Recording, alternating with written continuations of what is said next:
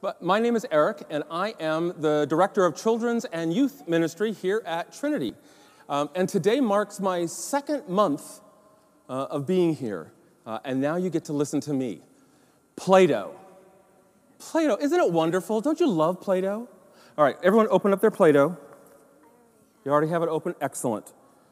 Maybe sometimes I got to talk to the people out there. Everyone open up their Play-Doh and take a whiff. Oh, I know, it's hard, isn't it?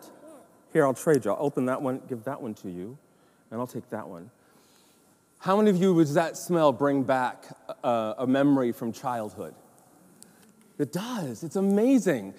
Did you know that Play-Doh did not start out as a toy? Did you know that? Ezra, Felix? You going to come over here, LB? It was not as a toy. It started out, who knows what it was started out for? Cleaning wallpaper. That's what it was designed for, is in the days when coal and sooty things were heating the house and it would get on the wallpaper cleaner. But then the world started using clean energy. Oh, I forgot to tell you. Would you do me a favor and would you make your favorite animal with the Play-Doh? Will you do that, okay? I don't know how to make favorite animals with Play-Doh. Well, what's your favorite animal? A favorite animal. My favorite animal is a dog. So try to make a dog with the Play-Doh. And what's great about Play-Doh and imaginations is however it looks is the way it's supposed to be. Right? So Play-Doh and being able to play is something that we, I think, take for granted as a child sometimes, and that we don't do as adults. And so I think that everyone should have Play-Doh in their world and in their life, on their desk, because it's also great as you're on the phone. I actually have some on my desk just to keep my hands busy. So are you working on making an animal? I'm working on making a dog. Looks awesome. You working on an animal? Is everyone working on an animal?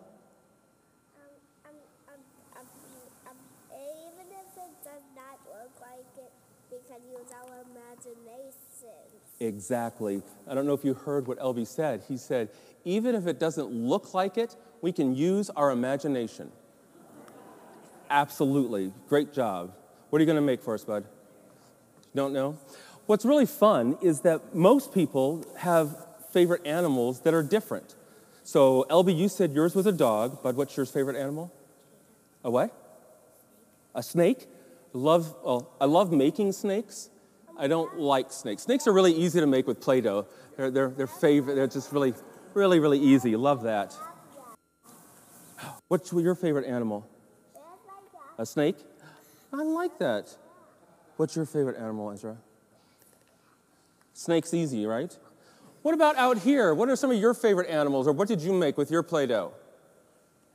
A cat. We've got a cat. What else do we have? A poodle? Oh. What else do we have over here? I had a fun fact when I was a kid. Yep. You put the Play-Doh in the fun fact and slice out the shapes. Shapes and stuff. Yeah. Loved that. Oh, yes, I can do that. What about, and if you don't have Play-Doh, you can still participate because you can tell me what your favorite animal is. A butterfly. What else do we have? A monkey. Oh, here you go. What else? A peacock. A what over here? A koala. Love it. What's amazing is that everyone has a different favorite animal. Except you two matched, which is cool. All three of you, that's right, it's even cooler. But the people, most people, a lot of people have different. And like you have difference, like you have different color eyes or hair. We're all unique. We're all special. We're all wonderful because God made us that way, right? All right. Who can tell me what a treasure is? What's a treasure? Treasure chest. A treasure chest? So that's something to hold the treasure in. What would you put into that treasure chest? Money. What was that? Money. Money? What would you put into a treasure chest? Can I put this near you so they can hear you? Treasure and Sea glass? And treasure. And treasure, absolutely. What would you put into a treasure chest? You don't know? What would you put into a treasure chest? I'm Still making your animal. That's good. Still working on that. still mixing. So our people out here in the audience, what is a treasure? How would you describe or define a treasure? That's treasure? The cross? It is. There are many reasons why this is treasure. It used to be my dad's. Something that is very special. Who else would decide define what a treasure is? Treasure is something that is pretty much something you like and really love somebody else. I love that answer. He said that treasure is something that you like or really love, and it's from somebody else. That's a great definition, yes. Mr. Allen, can I please explore around church? In just a little bit, okay? Okay. He asked to explore around church. Oh, what a great idea. Where are the docents? But treasure was a part of today's gospel lesson. We were over there waiting to hear, but there was a story of a person who went to Jesus and said, "Will you make my brother share his treasure with me, his inheritance?"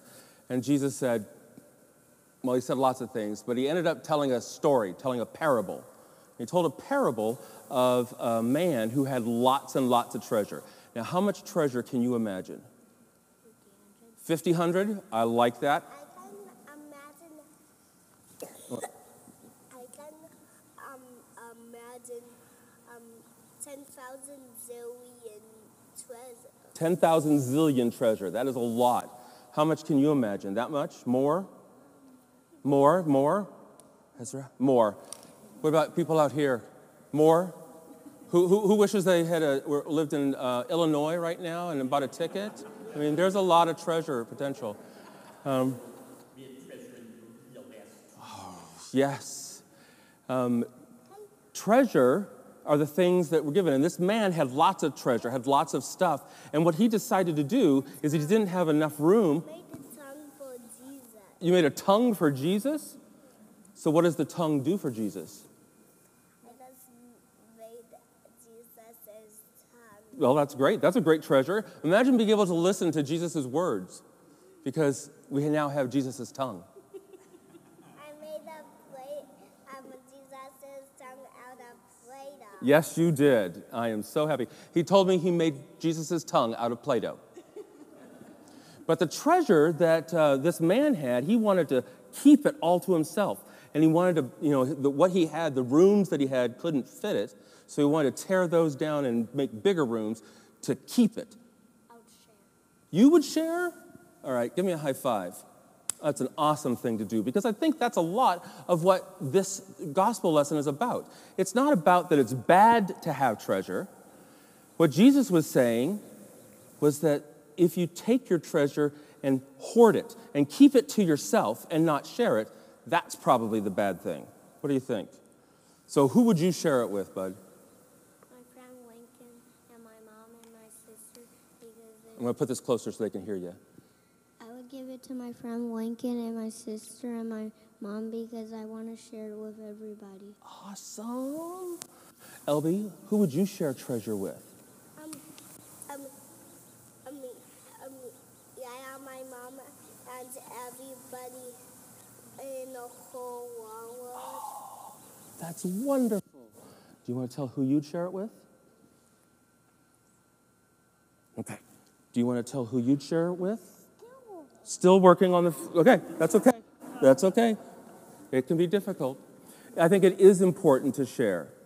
I'm going to tell the people out there a quick story, but I want you to listen, okay? So I once was with a friend of mine who told me this story, and he talked about that there were these two young boys. Nothing like these. These are wonderful young boys, but these two young boys were a little rambunctious. I'm rambunctious. You're rambunctious? Well, they were very rambunctious. They would get into trouble all the time. Yeah, see, not like you at all, right? I said, Oh, that's like you? Oh. Well, I don't think this is the story about you, hopefully not. But these two boys had gotten into so much trouble that whenever anything went wrong in the school, in the neighborhood, they went to these boys first to see if they were the cause of the problems. And they usually were, yes. But that's not like you at all, is it? Yeah, see, good. Here you go. We're going to have a whole big thing. So the mother was just at her wit's end on what to do with these two boys. And so she went to the priest of her church and asked the priest if maybe he would come, she would come, they would come and visit the little boys and ask them and get them to maybe behave a little bit better. That was at least the hope. And the priest said yes. And the priest thought about it before going over and thought, you know what? I'm going to get the boys to understand that God is everywhere and that when they misbehave, God is disappointed. Would that work for you guys? Well, you guys never misbehave, so we don't have to worry about that. So the priest went over to their house and sat the two little boys down and said to them, boys, where is God? In that way that priests and people like to ask a question to get you to find the answer for yourself. And the boys just sat there. They didn't know how to answer it. And he said, boys, where is God? Again, he was trying to get them to understand that God was everywhere and that when they misbehaved, that's where he was starting with. And the boys didn't know what to say at all. How's the animal coming? Good, all right. And then finally he said, boys, this is a really easy question. Where is God? And at that, the older brother turned to his younger brother and said, God's missing, and they think we did it.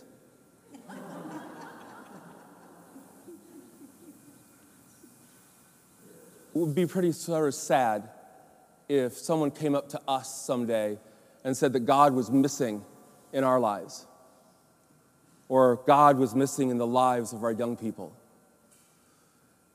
And we talked about treasure, and treasure is not just gold and silver and crops and things like that and toys, but it's also our heart. Our heart. It's also our love for people. It's also our talents. It's also our time to be able to spend with you. I don't know about you, but I love coming to Sundays and getting time to spend with you. It's a treasure for me.